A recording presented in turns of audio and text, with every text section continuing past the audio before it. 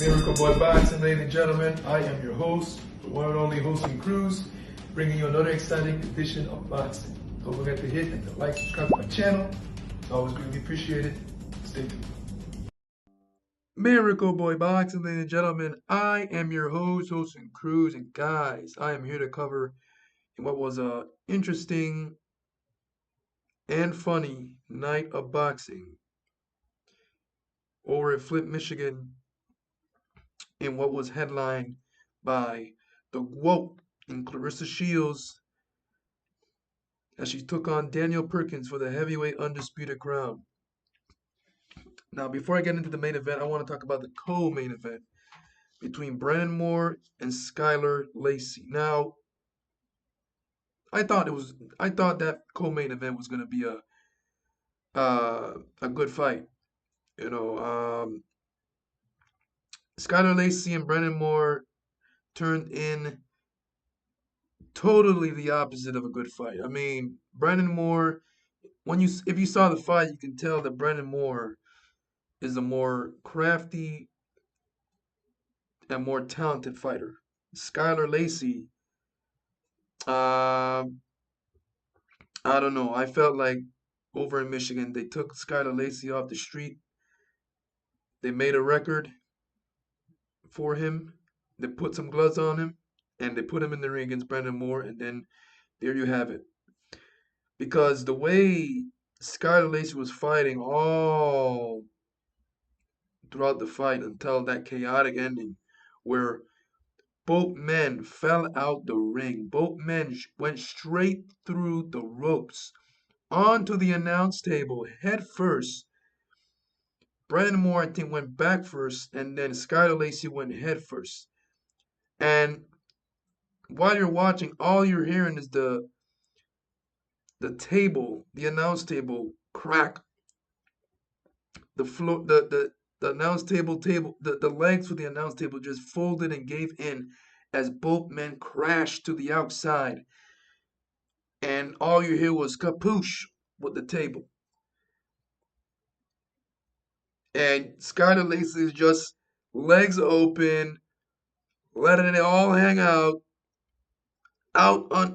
completely out, no signs of life. It was just something that you had to see to believe. I mean, we've seen fighters fell out the ring before in the past, um, but this ranks up there with one of the most funniest ones of all time. It's embarrassing. It was, and the amount of time that Skylar Lacey was holding, you felt like something was bound to happen, like something really bad, and that's what we got, man. I mean, I'm a big WWE fan, so what I saw there was WWE style, man. Both guys was wrestling. They ended up outside the ring, through the ropes, onto the announce table, crashing and burning. And Brandon Moore is trying to get up as fast as he could to beat the referee's 10 count. So it went from a boxing match to a last man standing. To a last man standing match. And Brandon Moore, the referee was literally counting to 20, and Brandon Moore was in a hurry. Yes, he was out, but eventually when I guess he heard the referee count, he got up as quick as possible to beat the count. Right, he jumped right back into the ring, hoping the referee doesn't count him out and disqualifies him or whatever. Count both men out. But the referee waved, Steve Willis, I think that's his name, veteran referee, waved it off and said that was it. That was it. And the commentator was like, why doesn't he wave off the fight? He should have disqualified Skylar Lacey before they tumbled down through the ropes. That fight should have been stopped before that even happened. But sometimes if you let certain things go too long, it gets worse. And that's what happened with Brandon Moore and Skylar Lacey. Um, it was funny. It was awe experience. Like, wow, jaws open. Like, you can imagine how it was in person. You're hearing that tumbling down, all that noise, and you see both fighters go down outside the ring. And Sergio Mora and the rest of the commentators are like, what? They're just watching. But it is what it is. Um, they did the right thing. They awarded Brandon Moore the victory by disqualification. Brandon Moore was there to fight. Skylar Lacey was not there to fight.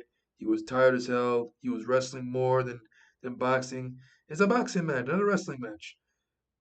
And Skylar Lacey chose to go WWE um, during the fight, and the results turned out to what they were.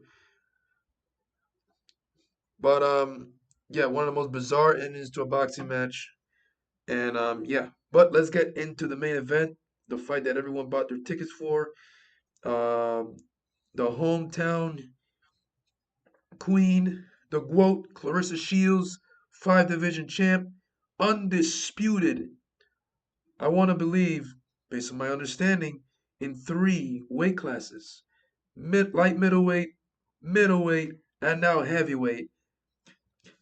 After defeating Danielle Perkins to become undisputed heavyweight champion of the world, 16-0, 3 KOs, defeating Danielle Perkins, 5-0 coming into the fight, 2 knockouts.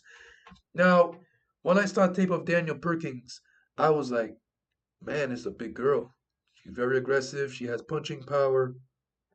But if you look from Brooklyn, New York, and when I saw the age, I was like, whoa, 42.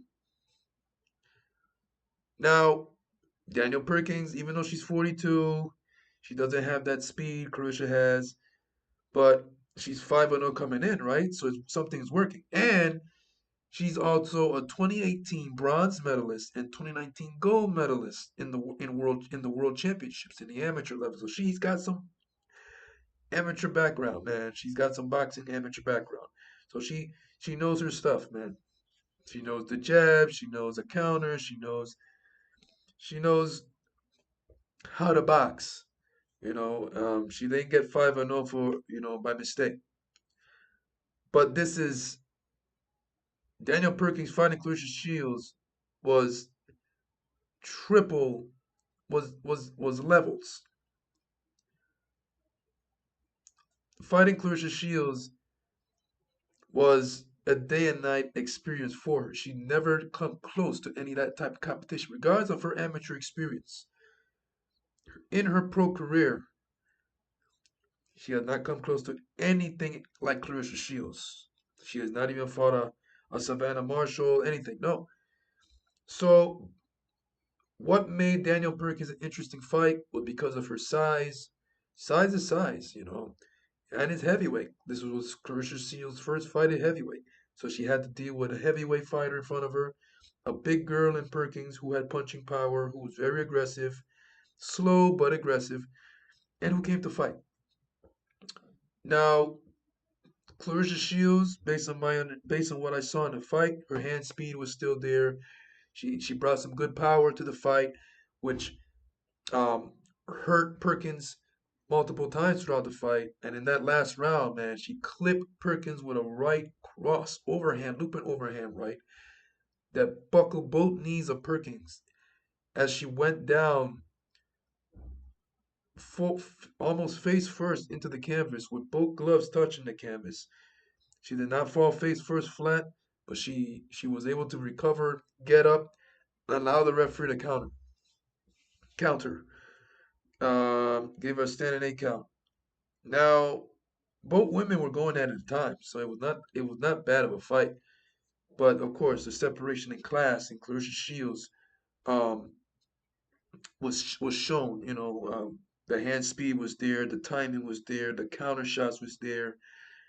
Um, when Clarissa wanted a brawl, she brawled, and she brought in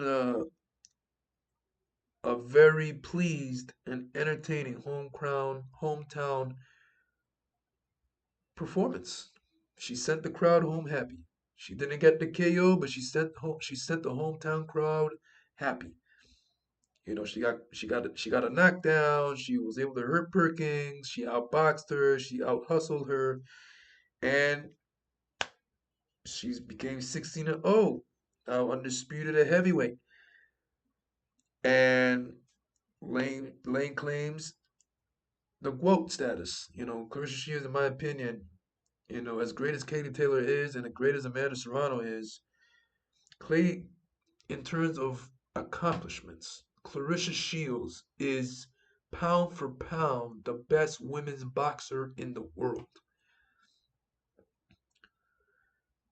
And I'm just going by accomplishments. I'm not going by resume, who you fought. And Clarissa Shields fought some pretty good competition. Not all her fights were against sharks, but like a Savannah Marshall, that's a pretty decent win. Um, and even in her first fight, if I'm not mistaken, let me see. So yeah, Clarissa Shields in her first professional fight, she fought. Let me see.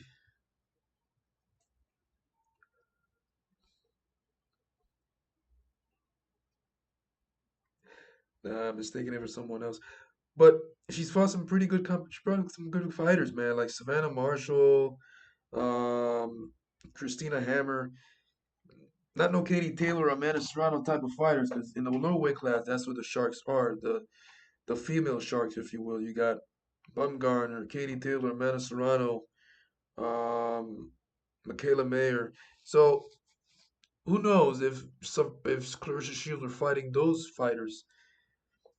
I can't stand. I can't be here. I can't sit here and say Clarissa Shields beats all those women if they were fighting. If she was fighting in their class, definitely give them competition. Give them a hell of a fight because Clarissa Shields has the goods. Regardless if you want to say Clarissa Shields doesn't have competition in her weight class, and where she fights is the weakest out of all the women division. But Clarissa Shields obviously has the goods. She can box, she can counter, she can brawl, she got good hands, man. Two-time Olympic gold medalist. She didn't get those medals by mistake. Like I said, five division world champion, three-time now undisputed champion. So the record speaks for itself in terms of accomplishments. It's gonna be hard to beat Clarissa Shields, man, at this point, especially in her weight class. I just can't see anyone beating her.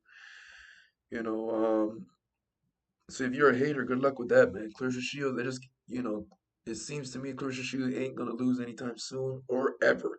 And whoever beats Clarissa Shields is a bad woman, very bad woman, man. You gotta be a beast.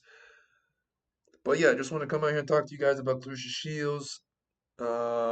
Putting on a stellar performance against Danielle Perkins, who came to fight at even at her age 42. And yeah, she fought her ass off, and for her age, man, she went in there and throw hands as well. So yeah, Miracle Boy Box, ladies and gentlemen. Let me know what you guys think about this fight. Um, about Clarissa Shields' performance and what's next. Miracle Boy Boxing, like I said, I am your host of Truth. Don't forget to like and subscribe to my channel, guys. It is always a pleasure to talk to you guys about boxing. And I'll see you guys in my next video. Peace.